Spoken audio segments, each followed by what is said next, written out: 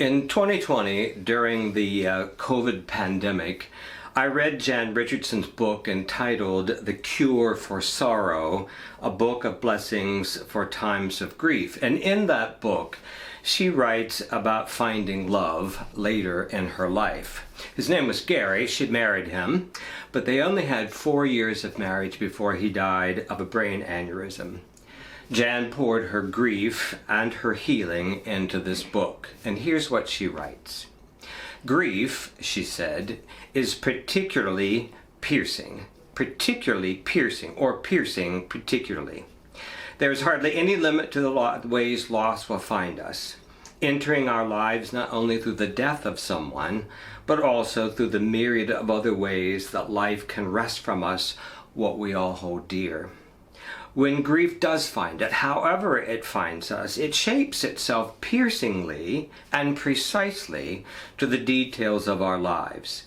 It fits into our habits and our routines, our relationships, our priorities, what we have organized our lives around, all that makes us who we are in this world. Because of this, no one will know exactly our grief as we do. No one will inhabit it in the same way we do. No one will entirely understand what it's like for us to have this shattering sorrow in our lives. Well, I found what she said particularly helpful in the time of COVID. And I agree with her that grief is particularly piercing, or piercing particularly. And by that she means that even though we live in community, we have family and friends, our grief is our grief. It's unique to us, unique to our own experiences or our priorities, unique to our age. And no one will really truly be able to understand it, not like we do. Some of us have experienced deep losses this year, others not so much, but whether or not it's a deep sorrow or not so much of a deep sorrow, it's our sorrow. And one of the things I know about it is that grief claims our lives and must be recognized.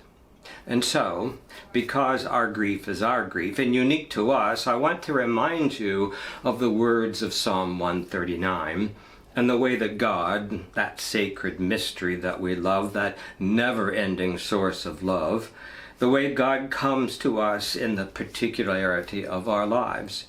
Each of us knit together in the womb of the woman who birthed us, each of us fearfully and wonderfully made, each of us fully known by the one who created us, and therefore, this is what the psalmist says, therefore, there's nowhere we can go, nowhere we can flee from God's presence.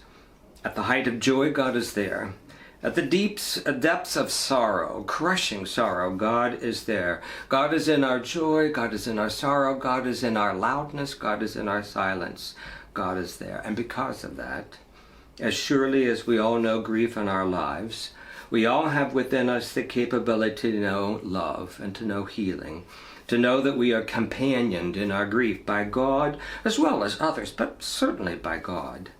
That each of us, according to the particularity of our lives, that our needs are met by Him who created us. So at this time of year, the darkest time of year in the Western Hemisphere, we gather around an ancient story about light. And I'm going to light this candle to remind you of light.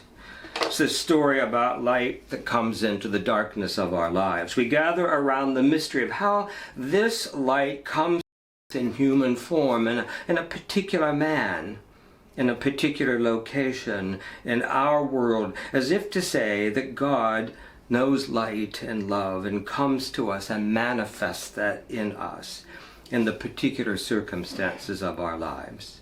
So whatever your circumstance, wherever you may be, whatever you may be feeling this Advent and this Christmas season, I hope that you will hear and know the wonder of this truth, this message of love, the message of light that comes to you and to each of us into the particularity of our individual life circumstances, that God is with us always. Now I have an ask, and the ask is this, that you take a candle, and that you light the candle and ponder the light that comes into your life and know that you're not alone.